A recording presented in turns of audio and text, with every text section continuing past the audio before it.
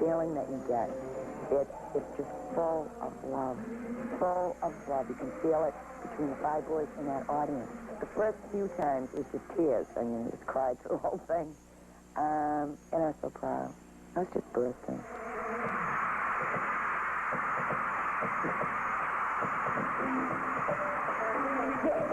There is a message beyond the musical message, and I think that's probably what I'm most proud about the boys about, is that I think they have a legacy to give to the kids. They have a good image and they have good lyrics and stuff.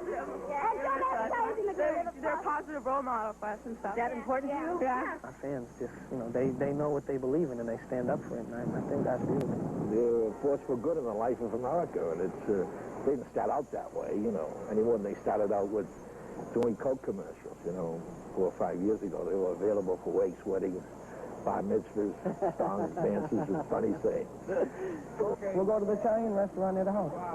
So you're going to go home now then? Yes. All right. When you grow up in a city like Boston, you grow up fast. You learn about drugs and race relations and losing friends. Some are in jail, some are dead. Some are dead. One guy I used to hang out with got shot in 4 corners the other day. So it helps a whole lot if you come from a family that keeps you wrapped in a giant bear hug, even when you're away from home. The first tour they went on, before Donnie got in the bus, I said, gee, please don't change. You know, I love you, dear. I want you to stay just the way you are. It would appear he has. I'll never forget, I was over at my mother's house in Savin Hill, and I was stopped by the house, and he was there, and I left, and the limousine pulls up behind me, and all of a sudden I look in the rearview mirror, and here's Donnie running out of the car towards me. And I goes, what's going on? And I opened the door, and he reached in and gave me a big hug and said, I love you, and ran back to the car. How would you describe him? As a very caring person, and he always was. Don't be embarrassed about this. You always did care. You cared about other people, too. Your life was not just your own. I know you did. You were a very, very caring kid, and I'm very proud of you. One of 9 children, Donnie almost pulsates with the bravado and uncertainty that can be Dorchester to a kid. This was the hangout, though. This is it, huh? Yep. If you could climb on the big roof right there, you was a legend. And Jimbo and my brother Artie were the only legends around.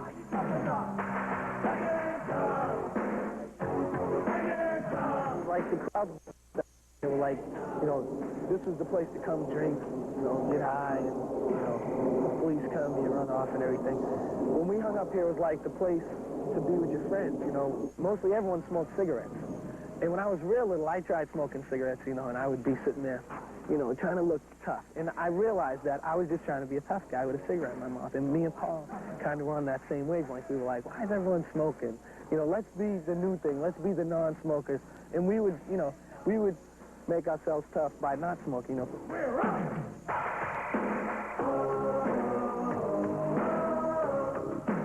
Hangin' Tough is more than the title of an album. It's a way of coping.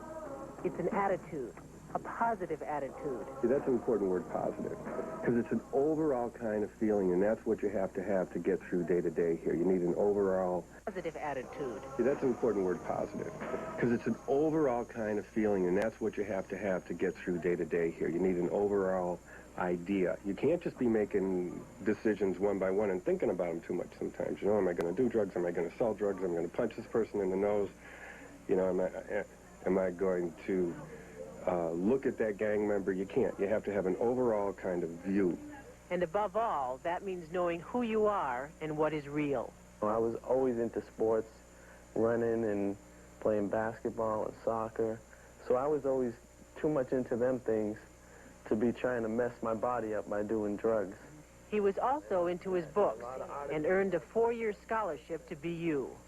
This is my, you know, escape from the streets, I guess, and escape from everything. It was just something new, and not all my friends did it. Since the age of 6, Joey McIntyre has been immersed in theater. You know, you don't always have to do what your friends do.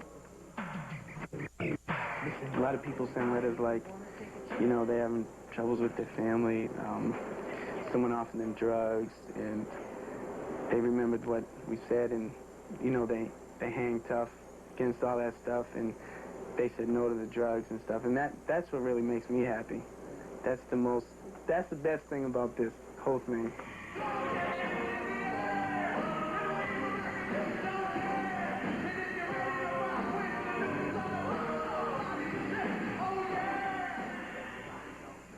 Just to put their success into perspective, according to CBS Records, the biggest selling pop album of all time was Michael Jackson's Thriller. It sold 40 million copies worldwide in 3 years.